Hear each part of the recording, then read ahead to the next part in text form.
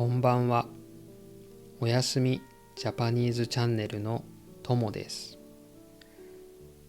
このチャンネルを見てくださって、そして最近チャンネル登録をしてくださった皆さん、本当にありがとうございます。私はリラックスしながら日本語が聞けるような動画を心を込めて作っています。英語、韓国語、インドネシア語の字幕にも対応していますので、ぜひ字幕をオンにしてお楽しみください。さて、日本の昔話シリーズ第2弾です。今回ご紹介するのは浦島太郎です。これは日本で昔から語り継がれてきた物語で、海の美しい世界が舞台です。日本の伝統的な価値観や教訓が込められたお話です。それでは早速浦島太郎をお楽しみください。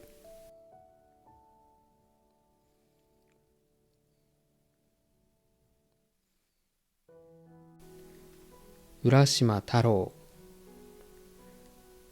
昔々ある村に浦島太郎という心の優しい若者が住んでいました。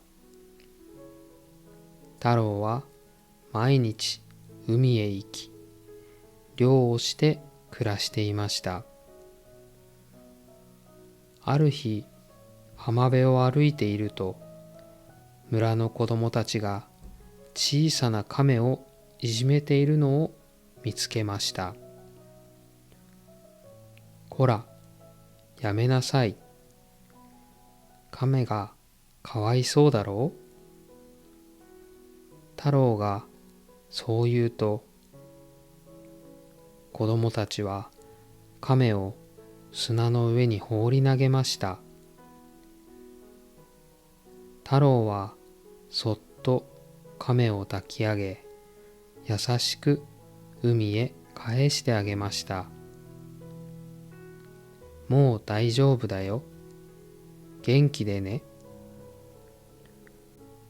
亀はまるでお礼を言うように、しばらく太郎の周りを泳いでから海の奥へと消えていきました。次の日、太郎が海辺を歩いていると、昨日助けた亀がやってきました。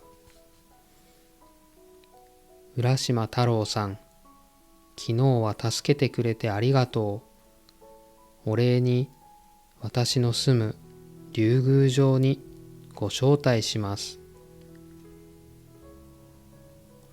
そう言うと、亀は太郎を背中に乗せて海の底へと泳ぎ始めました。海の中はとても美しく、色とりどりの魚たちが太郎の周りを泳いでいました。太陽の光が水の中に差し込み、まるで夢の中にいるようでした。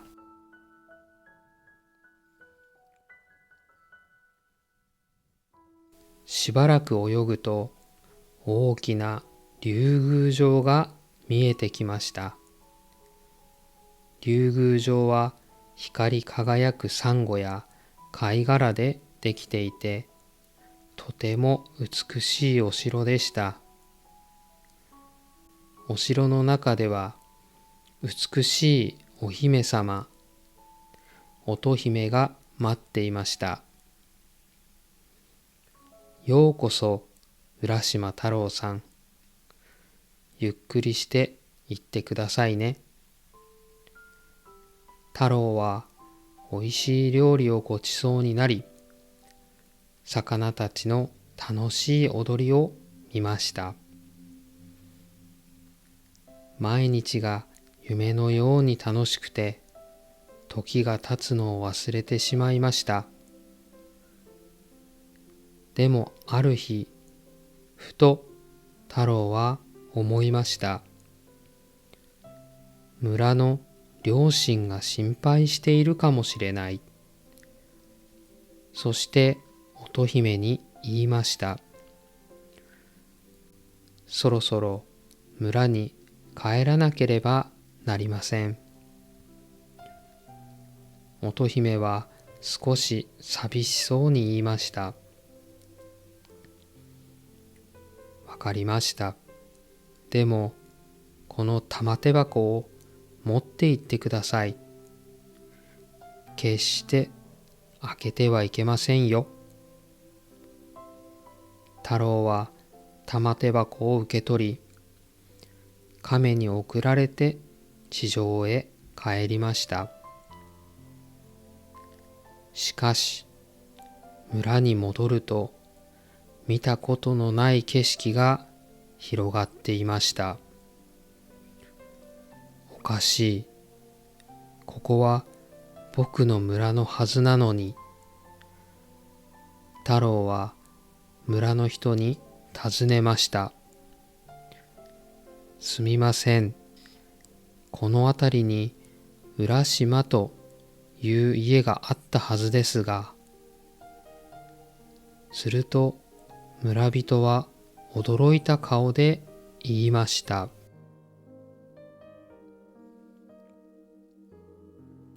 浦島？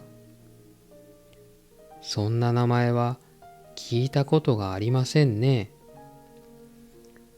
でも昔この村に浦島太郎という若者がいたそうですよ。太郎は驚きました。ほんの数日しか竜宮城にはいなかったはずなのに、村では何百年も経っていたのです。そんな、僕はただ海に行っていただけなのに。悲しみに暮れた太郎はふと乙姫からもらった玉手箱を思い出しました。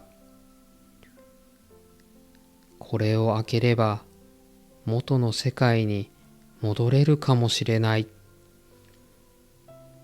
そう思ってそっと蓋を開けました。するともくもくもく、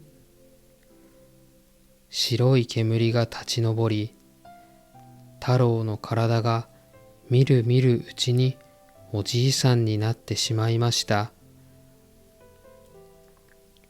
太郎はなぜ開けてしまったのだろうと思いながら海の向こうを見つめました。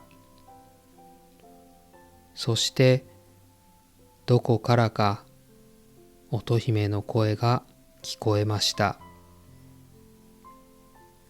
さようなら、浦島太郎さん。その声はだんだんと波の音に紛れていきました。おしまい。